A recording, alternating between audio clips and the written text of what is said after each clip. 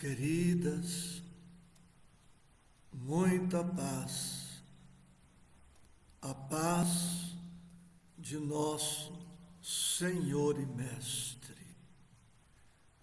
Nosso tema de hoje, consoante a Bíblia que tenho em mãos, o preço do discipulado. Lucas, capítulo 14, versículos 25 a 35. De conformidade com o modelo adotado, farei a leitura do texto e, em seguida, os nossos breves comentários. Convido-os à leitura e às reflexões. O preço do discipulado. Ora, ia com ele uma grande multidão.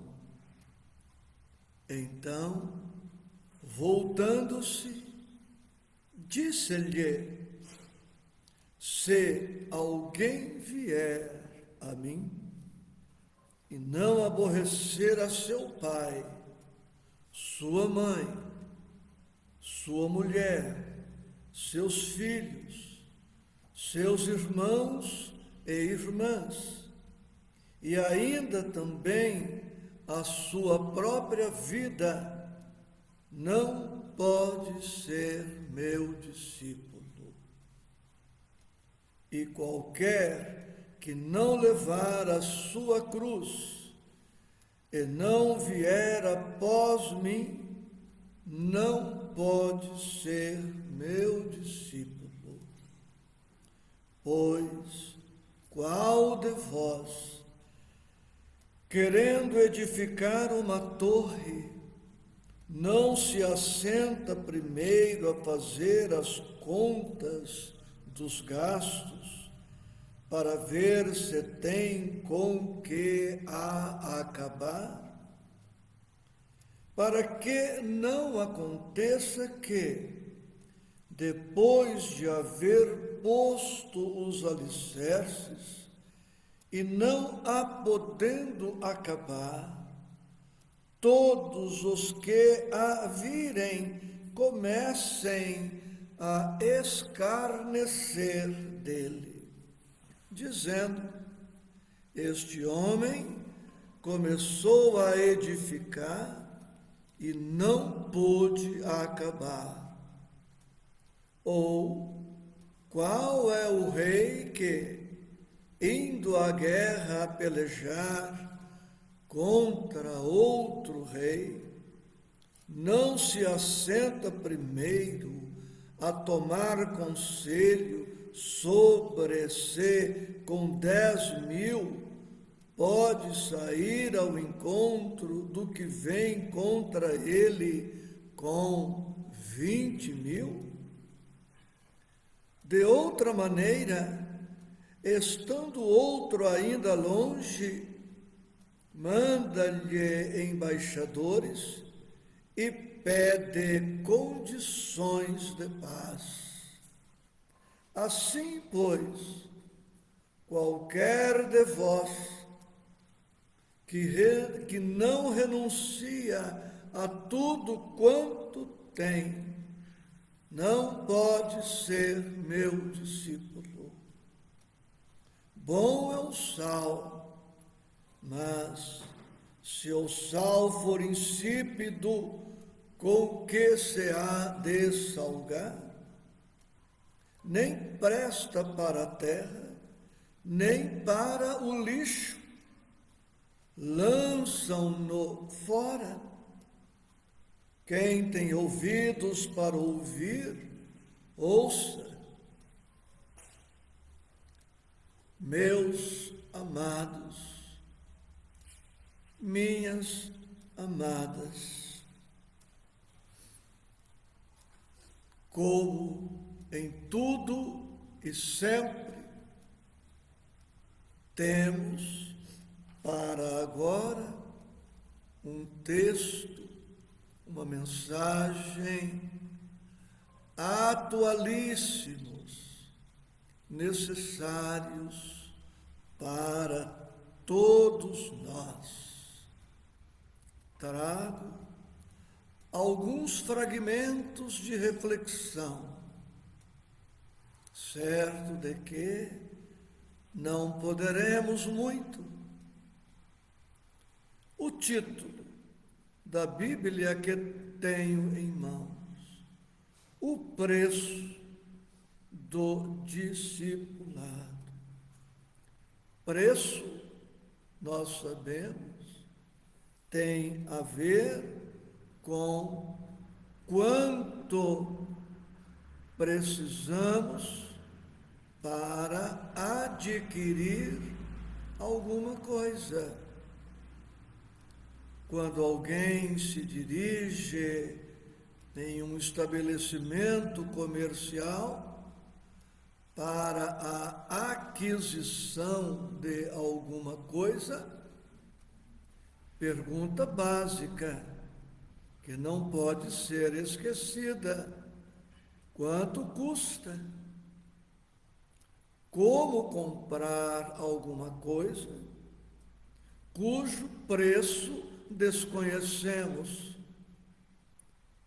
Como saber se estamos em condições de adquirir ou não, sem cogitarmos do preço daquele produto?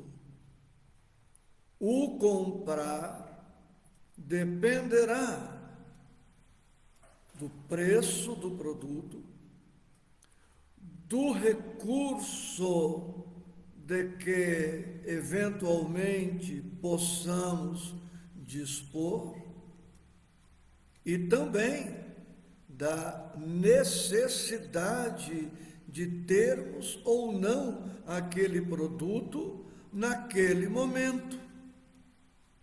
São cogitações básicas. O preço do discipulado. Jesus está nos dizendo que para nos tornarmos seus discípulos, precisamos pagar o preço. Gratuitamente, sem nenhum esforço, não atingiremos a condição de discípulo.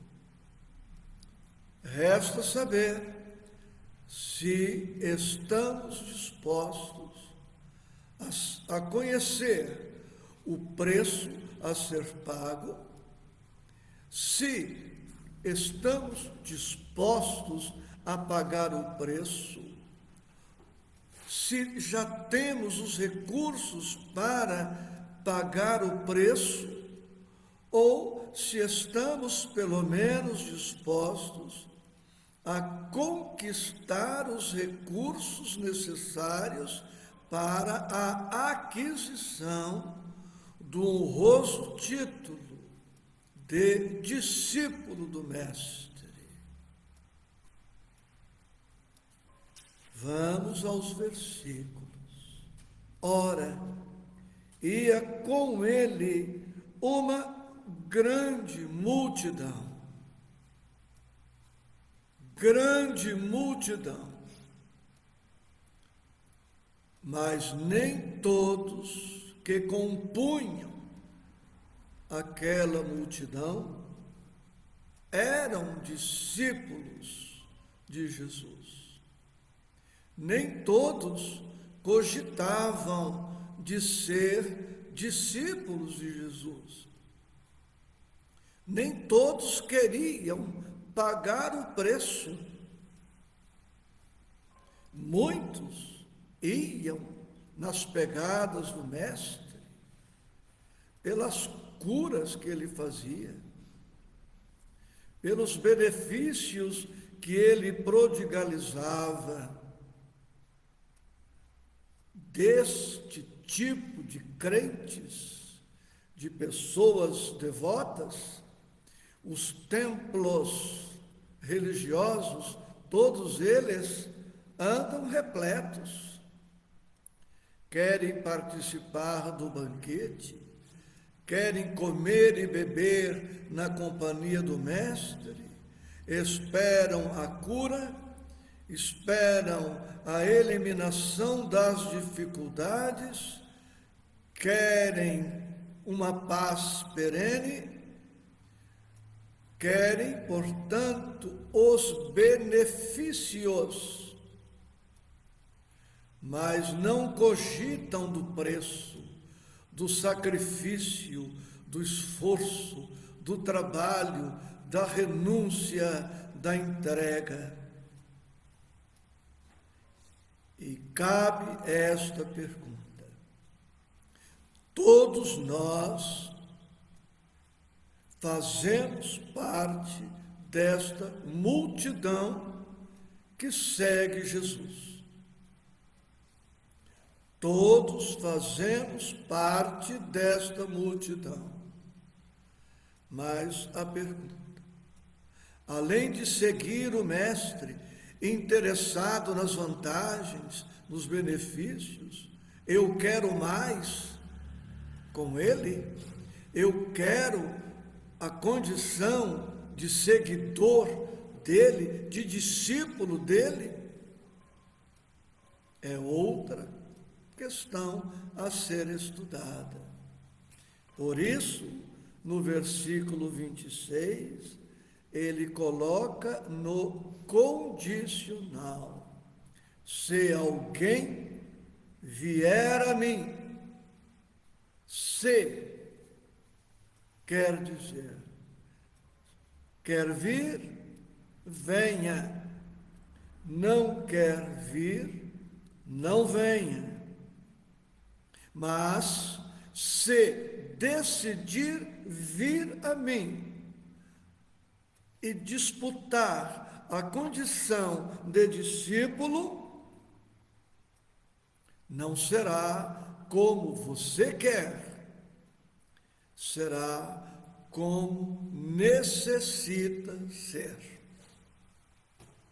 E no versículo 26, ele já coloca a primeira condição para nos tornarmos efetivamente seus discípulos. Ele diz: se alguém vier a mim e não aborrecer a seu pai, sua mãe, sua mulher, seus filhos, seus irmãos e irmãs, e ainda também a sua própria vida, não pode ser meu discípulo. Entendamos o pensamento do Mestre. Jesus ama a toda a humanidade.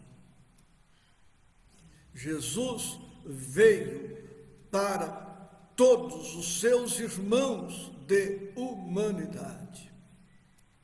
Portanto, aquele que pretenda ser discípulo do Mestre não pode amar somente o cônjuge, o pai, a mãe, a filha, o filho ou o irmão. A partir do momento que alguém pretenda seguir o Mestre na condição de discípulo, precisa estender, ampliar ao infinito, dentro da sua capacidade atual, mas crescendo sempre a sua capacidade de amar. Em algum momento, eu, você, nós haveremos de não atender plenamente o cônjuge, a mãe, o pai, o filho, a filha, o irmão, para que possamos atender a estes outros irmãos que não são da família consanguínea, que não são da família constituída, mas que não são menos nossos irmãos, menos nossos pais, menos nossas mães, que aqueles mais próximos. Em algum momento, precisarei privar os filhos, precisarei privar a parentela de alguma coisa em favor de outros. Por exemplo, privar os afetos da nossa presença física. Darei um exemplo. Digamos que eu tenha marcado uma palestra para um determinado dia. E depois de confirmada a data da palestra, chega o convite de um parente para uma festa de aniversário. Como é que eu vou dizer para o companheiro, para a companheira que me convidou para a palestra, dizendo: olha, estou entrando em contato com você para cancelar a palestra, porque preciso ir no aniversário do meu sobrinho. O discípulo do Mestre não procederá desta forma. Vai doer, vai sofrer, será incompreendido, mas é o preço do discipulado. Então, Jesus não propõe o abandono aos afetos, o ódio aos afetos, o desprezo aos afetos, aos compromissos sociais. Não. Estamos no mundo e precisamos viver no mundo como todos vivem.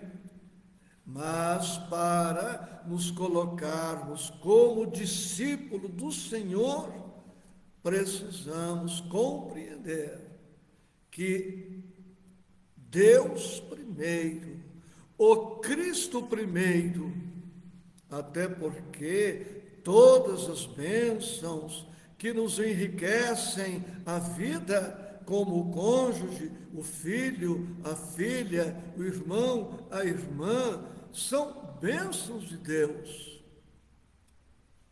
E eu preciso demonstrar amor a Deus, preciso demonstrar amor a Jesus, preciso demonstrar gratidão, sendo fiel a Jesus. É a primeira condição. Não podemos, pois, dizer: mas tal dia é a reunião. Mas nesse dia eu tenho compromisso com um clube social. No outro dia eu tenho compromisso com outro clube social. No outro dia é a praia, é a casa de campo, é o resort. Vamos agendar, vamos conciliar todos os compromissos, mas compreendendo que a partir do momento em que nos dispomos a ser discípulos do Mestre, precisaremos pagar o preço, atender os requisitos, atender as condições, e a primeira condição é: a família universal passa a ser a minha família. E Jesus prossegue dizendo, no versículo 27, no versículo 26, em uma palavra, o que o Senhor nos propõe: renúncia. renúncia a tudo aquilo que se constituir em impedimento para que nos tornemos seus discípulos. E eu afirmo com toda convicção, é possível conciliar. Claro que não atenderemos a parentela integralmente, mas a parentela precisa do nosso exemplo de renúncia, de entrega, de sacrifício. Os que hoje nos criticam, amanhã nos bendirão. Amanhã, nas suas dificuldades, hão de se lembrar de nós e vão procurar-nos, buscando socorro. Porque, amigos, o discípulo paga um preço, mas ele frui de bênçãos que aqueles que compõem a multidão não conhecem. Há um preço para o discípulo, mas ele vai experimentar alegrias, fruir bênçãos desconhecidas do vulgo, do vulgar, do comum, daquele que apenas pensa nos benefícios. A começar por este primeiro grande benefício. O discípulo vai poder gozar da companhia do Mestre. Vamos valorizar este quesito. Quanta satisfação, quanta alegria, quanta paz, quando estamos na companhia das pessoas que estimamos, das pessoas que nos fazem bem, das pessoas para as quais fazemos algum bem. É uma satisfação imensa. Imaginemo-nos na companhia do Mestre, penetrando na intimidade do Mestre, Ele compartilhando conosco das suas dores, das suas esperanças, compartilhando conosco do seu programa divino, diminuindo a distância que medeia entre Ele e nós, compartilhando com Ele do banquete divino, do banquete do Evangelho. Claro, chorando com Ele, sofrendo com Ele, padecendo com Ele, mas chorar com Ele, sofrer com Ele, padecer com Ele, será sempre melhor do que gozar à distância dEle. É preferível o pranto na companhia do Mestre, pela causa do Mestre, do que o riso, do que o gozo, o prazer fugidio, fugaz do mundo que passa breve e deixa um travo amargo na boca em função das decepções, dos desencantos que carregam junto consigo. No versículo 27, Jesus dirá algo do que já antecipamos: e qualquer que não levar a sua cruz.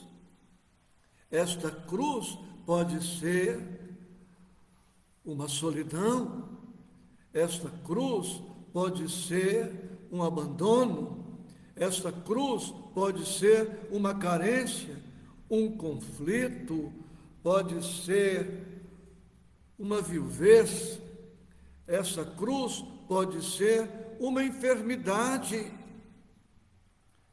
Se estamos enfermos e se procuramos pela medicina dos homens, se estamos fazendo a nossa parte, obedecendo os médicos, submetendo-nos à medicação indicada, e ainda aí, em que pese a nossa fé, a nossa entrega a Jesus, a saúde não chega. Esta é a nossa cruz, é a nossa oportunidade de dar o testemunho da nossa confiança, da nossa fé. O discípulo de Jesus não pode esquecer como foi a vida do Senhor quando na terra. Não podemos esquecer como nasceu Jesus, onde nasceu Jesus, como viveu Jesus. E não podemos esquecer ainda como morreu Jesus. Morreu depois do gesto infeliz de um dos 12 que o beija como forma de dizer aos soldados romanos e judeus quem era Jesus na escuridão do Jardim das Oliveiras. Depois de preso, depois de suplícios, flagícios, o mestre é constrangido a carregar a sua cruz e morre na cruz. É este o destino do discípulo. Mas o que aconteceu com Jesus depois da sua crucificação e morte? Ele ressurge, vivo, ressurrecto, luz, todo paz, todo pleno, pois esta é a destinação do discípulo. Depois de o discípulo vencer toda a sua trajetória na terra, carregando a sua cruz com gratidão, com amor, fé, esperança, o discípulo viverá e morrerá ciente de que a ressurreição, de que o triunfo da vida sobre a morte é a sua herança divina, é a sua destinação gloriosa.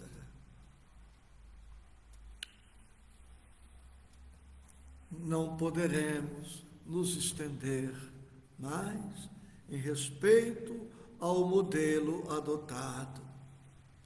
Permito-me, para encerrar, fazer algumas sugestões bibliográficas. Livro Fonte Viva, capítulo 58. Todas as obras de Emmanuel. Palavras de Vida Eterna, capítulo 18.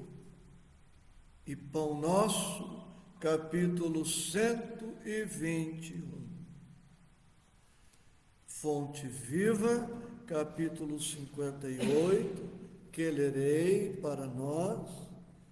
Palavras de Vida Eterna, capítulo 18, e Pão Nosso, capítulo 121, que desdobrarão os nossos singelos estudos. E qualquer que não levar a sua cruz e não vier após mim, não pode ser meu discípulo. Jesus, Lucas 14, 27. E aqui, Emmanuel nos apresentará um decálogo, 10 condições para nos tornarmos efetivos discípulos do Mestre. Os círculos cristãos, de todos os matizes, permanecem repletos de estudantes que se classificam no discipulado de Jesus com inexcedível entusiasmo verbal, como se a ligação legítima com o Mestre estivesse circunscrita a problema de palavras. Na realidade, porém, o Evangelho não deixa dúvidas a esse respeito. A vida de cada criatura consciente é um conjunto de deveres para consigo mesma, para com a família de corações que se agrupam em seus sentimentos e para com a humanidade inteira. E não é tão fácil desempenhar todas essas obrigações com a aprovação plena das diretrizes evangélicas. Imprescindível se faz eliminar as arestas do próprio temperamento, garantindo o equilíbrio que nos é particular. Contribuir com eficiência em favor de quantos nos cercam o caminho, dando a cada um o que lhe pertence e servir à comunidade de cujo quadro fazemos parte. Sem que nos retifiquemos, não corrigiremos o roteiro em que marchamos. Árvores tortas não projetam imagens irrepreensíveis. Se buscamos a sublimação com o Cristo, ouçamos os ensinamentos divinos. Para sermos discípulos dele, é necessário nos disponhamos com firmeza a conduzir a cruz de nossos testemunhos de assimilação do bem, acompanhando-lhe os passos. Aprendizes existem que levam consigo o madeiro das provas salvadoras, mas não seguem o Senhor por se confiarem à revolta, no endurecimento e na fuga. Outros aparecem seguindo o Mestre nas frases bem feitas, mas não carregam a cruz que lhes toca, abandonando-a à porta de vizinhos e companheiros. Agora Emmanuel traz alguns apontamentos que, através deles, construímos o decálogo. Dever e renovação, serviço e aprimoramento, ação e progresso, responsabilidade, crescimento espiritual, aceitação dos impositivos do bem e obediência aos padrões do Senhor.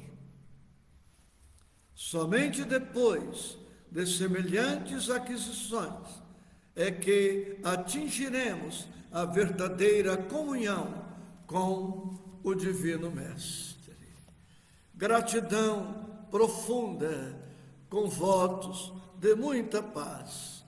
Espero que o estudo que fiz para mim sirva de algum modo para alguém. Muita paz.